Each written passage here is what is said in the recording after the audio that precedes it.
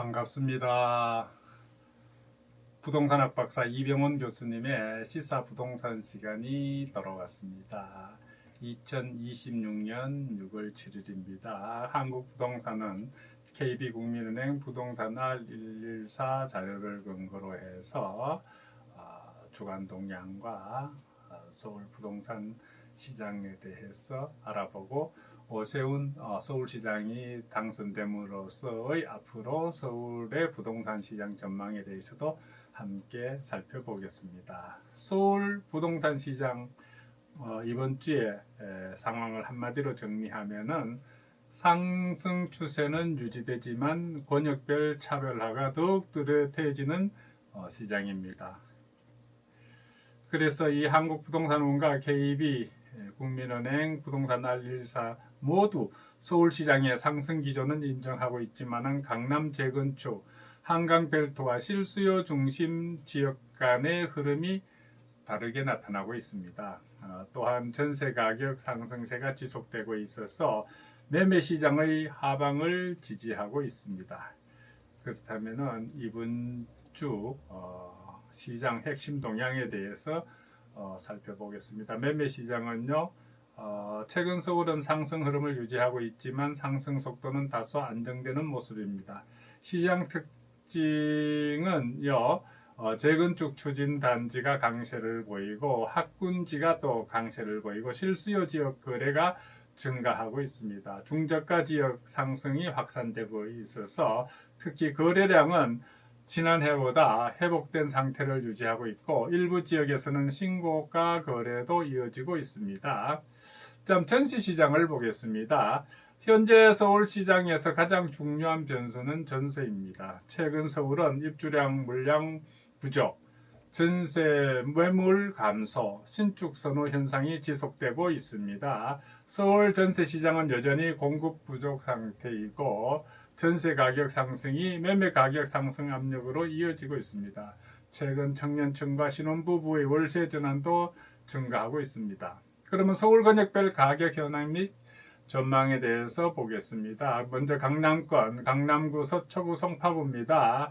현재 상황은요, 재건축 단지 중심 강세를 보이고 있고 일반 구축은 상승폭 제한입니다. 또 압구정, 잠실, 반포 중심 거래가 증가하고 있습니다.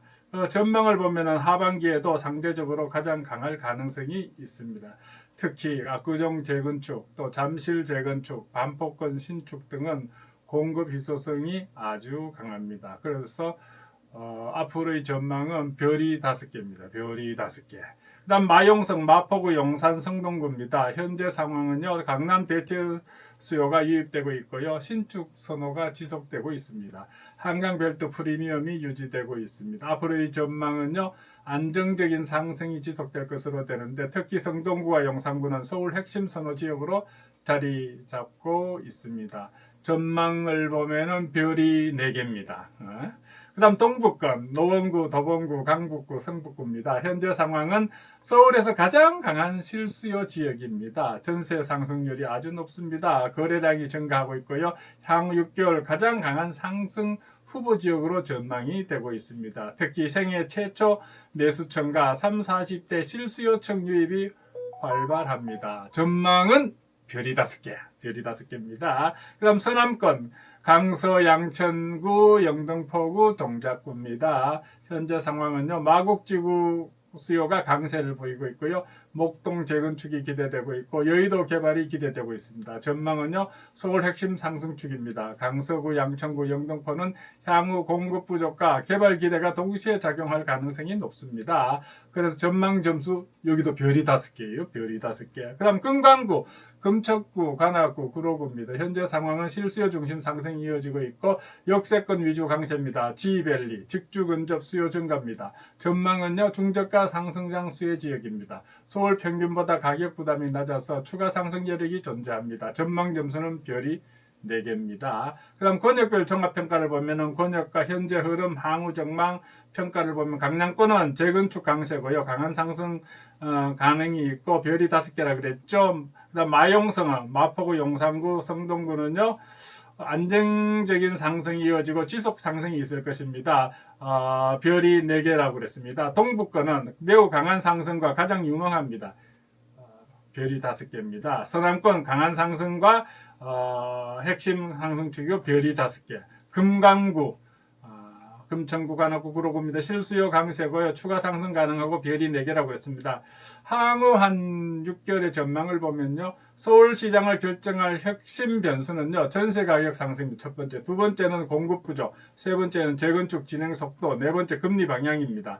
현재는 공급 부족이 지속되고 있습니다. 전세 강세가 지속되고 있습니다. 거래량이 회복이 동시에 나타나고 있습니다. 따라서 단기적으로 일부 지역의 숨고르기가 나타날 수 있지만은 서울 핵심 지역과 실수요 밀집 지역 중심의 상승 추세는 유지될 가능성이 높습니다. 최종 결론은요. 현재 서울 아파트 시장은 강남 재건축, 마용성 한강벨트, 강북 실수요 서남권 개발 수혜가 동시에 작동하는 구조입니다. 따라서 전면적인 급등장이라기보다는 서울 전역으로 상승이 확산되는 단계입니다. 그래서 2026년 서울 부동산 시장은 강남만 오르는 시장이 아니라 강북, 서남권까지 상승이 확산되는 확산형 상승장에 진입하고 있습니다. 6.3 지방선거로 오세훈 서울시장이 당선됐습니다. 그러면은 오세훈 시장이 이제 5번째 됐다고 그러는데 하여튼 앞으로 부동산 시장 전망을 한번 해보겠습니다. 이 오세훈 서울시장 당선은 서울비전 2030과 재건축, 재개발 활성화, 주택 공급 확대를 핵심 시정 방향으로 제시해 왔습니다. 그래서 이 선거 결과 자체보다 재건축, 재개발 정책, 공급 정책, 대출 및 세정 정책, 금리, 정부와 서울시의 정책 조화를 더 중요하게 봅니다. 오세훈 시장 체제의 부동산 정책 특징은요, 공급 확대 중심입니다. 오세훈 시장의 핵심 철학은요, 공급 부족이 집값 상승의 근본 원인이라는 것입니다. 따라서 재건축 활성화, 재개발 활성화, 역세권 고밀 개발, 한강변 개발, 용적률 상향 등을 지속적으로 추진해 왔습니다. 그리고 재건축 규제 완화입니다. 서울시 정책 중 시장에 가장 큰 영향을 준 것은 신속통합기획입니다. 이를 통해서 압구정, 여의도, 목동, 잠실, 성수 등 대규모 정비 사업이 속도를 내고 있습니다. 민간 중심 공급입니다. 세 번째는 과거 공공주도 공급보다 민간 사업성을 인정하는 방향입니다. 따라서 건설사와 조합 입장에서는 사업 추진 가능성이 높아지는 것입니다.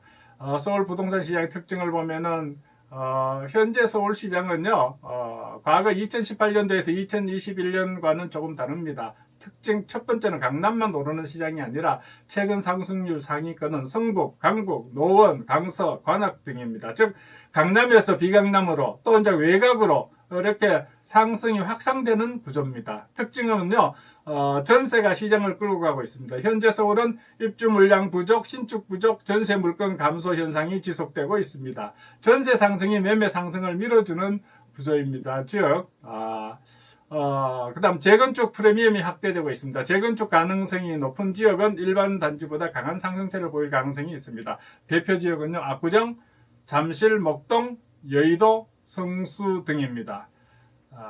그래서 권역별 전망은 아까 봤죠, 그죠? 그렇고 향후 3년 전망은요, 세 개로 낙관, 그리고 중간, 그 다음에 비관적 시나리오를 보면은 먼저 낙관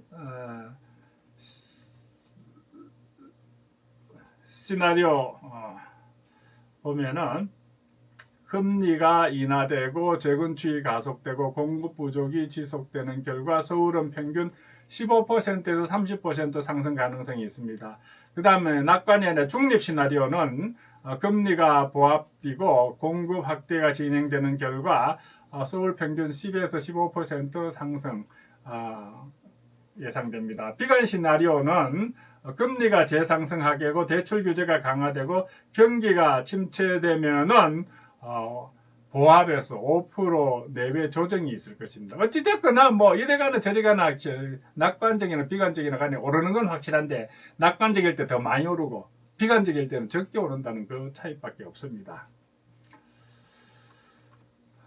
그래서 오세훈 시장 체제에서 서울 부동산 시장의 핵심 키워드는요, 재건축, 재개발, 공급 확대입니다. 다만 공급 확대 정책이 실제 입주까지 이어지려면 상당한 기간이 필요하기 때문에 단기적으로는 공급 부족 현상이 계속될 가능성이 높습니다. 따라서 향후 2, 3년은 강남 재건축, 마용성 한강벨트, 목동 여의도, 노도강 성북 등 실수요 지역을 중심으로 상승세가 이어질 가능성이 상대적으로 높습니다.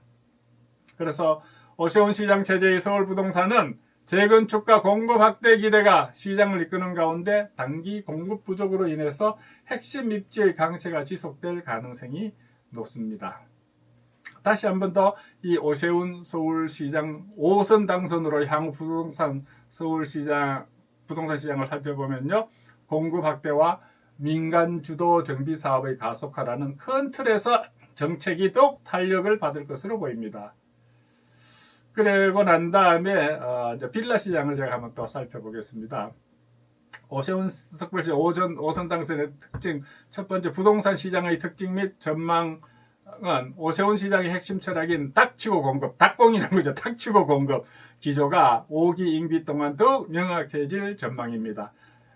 민간 중심의 정비 사업이 가속화될 것입니다. 기존의 신속통합기획과 같은 민간 주도 정비 사업이 더욱 강화될 것입니다. 추진위원회 구성 생략하고 통합심의 등 절차 간소화를 통해서 사업기간을 단축해서 공급 속도를 높이는 데 주력할 것입니다. 물량 중심의 공급 목표는요, 2031년까지 31만 호 착공을 목표로 특히 핵심 전략 정비구역을 선정해서 집중 관리할 계획이죠. 또 강북권 개발 및 균형 발전입니다.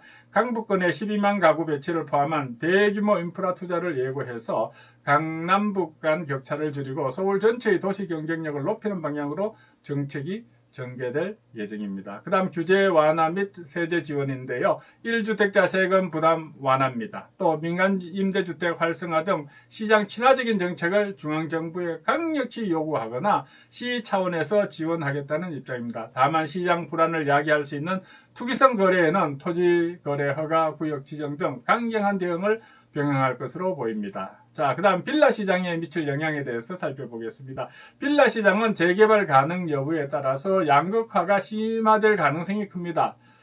재개발 기대감이 고조되고 있습니다. 오 시장의 정비사업 활성화 정책은 빌라 밀집 지역의 재개발 가능성을 높이는 동력이 됩니다. 특히 신속통합기획 대상지나 재개발 추진 가능성이 높은 지역의 빌라는 투자자들의 관심이 지속될 것으로 보입니다. 그 다음 공급 및 주거 유형 다변화입니다. 단기적으로 아파트 공급이 어려운 상황에서 빌라, 오피스텔 등 비아파트 주거 유형이 전월세 시장의 완충 역할을 할 수 있도록 유도하는 정책이 병행될 것으로 예상됩니다. 그 다음 투자 주의사항을 보면요, 정비사업에 대한 기대감은 높지만 재개발은 통상 10년에서 15년이 소요되는 장기 프로젝트입니다. 따라서 단순히 정책 기대감에 편성한 묻지마식 투자는 사업 진행 단계, 규제지역 지정 여부, 향후 정책 변화 가능성을 신중히 따져봐야 할 것입니다. 참고로 현재 부동산 시장은 주식시장의 자금 흐름과 중앙정부의 대출 규제 정책 등 다양한 외부 요인이 복합적으로 작용하고 있습니다. 이 오세훈 시장의 정책은 이러한 대외 변수와 맞물려서 하반기 서울 부동산 시장의 향방을 결정짓는 핵심 변수가 될 것입니다. 여러분, 시사 부동산을 하면서 제가 지금 몇 달간 느낀 거는요, 여러분들이 무주택자는 빨리 주택을 소유하게 했으면 좋겠고요. 오르냐 내리냐 그 신경 쓰지 말고 현재 여러분이 여건이 허락하는 데에서 동원 가능한 자금을 총동원해서 지금 형편에 맞는 지역의 주택을 사면은 그것이 최적의 선택입니다. 그리고 그 내 집 마련 자금이 조금 부족하신 분들은 지금 우리나라 주식시장이 특히 반도체 세계에서 반도체 D램, HBM이 부족한 상황에서 특히 삼성전자와 SK 하이닉스 그리고 미국의 마이크론 그 회사가 있는데 세 개 회사가 공급을 하는데 삼성과 SK 하이닉스가 뭐 80% 정도 공급을 하기 때문에 이제 이 슈퍼 사이클에 들어갔다 그래요. 이 D램 시장은 사이클 산업이라 그러는데 지금은 이제 장기 계약을 맺어서 3년, 5년짜리 계약을 맺어서 이제 사이클이 없어진다고 그래요. 어찌됐거나 지금 데이터 센터를 많이 짓고 젠슨항이 와서 하는 게 다 이 데이터 센터 짓고 저희가 그 GPU를 한국에 뭐 지난번에 와서 26만 개 준다 그랬고 또 오늘 뭐 야구장이 와서 시구할 텐데 그러면서 또 보따리를 풀어놓겠죠. 한 네 가지 상품을 베라 루빈입니까? 그거하고 또 세 가지가 있더라고. 이게 다 우리 D램 한국의 그 산업을 발전시킨 요소가 많은 것 같습니다. 그래서 이 반도체 산업, 삼성과 SK 하이닉스 이게 슈퍼 사이클이라고 하는데 제가 메가 사이클이라고 그러죠. 이제 울트라 슈퍼 사이클인 것 같아요. 그러니까 이 시장에서도 여러분들이 형편 닿는 대로 자금을 삼성전자나 SK 하이닉스에 투자를 해서 이 슈퍼 사이클이 끝나기 전에 울트라 사이클이 끝나기 전까지는 여러분들이 거기서 자금들을 조금 목돈으로 만들어서 또 내 집 마련 또 상급지로 이동하는데 보탬이 됐으면은 좋겠습니다. 하여튼 한국은 요즘 그러한 세계 AI 시대에 그 데이터 센터 짓고 하면서 HBM이 많이 필요합니다. 그래서 그거를 우리 한국에서 주로 공급하기 때문에 그래서 우리 주가가 작년에 삼성전자 5만 원 하던 것이 지금 30만 원이 넘지 않습니까? SK 하이닉스도 마찬가지죠. 그래 이거를 뭐 앞으로 5년까지 간다는 말이 있는데 뭐 그런 최소한 1년은 가지 않겠습니까? 그죠?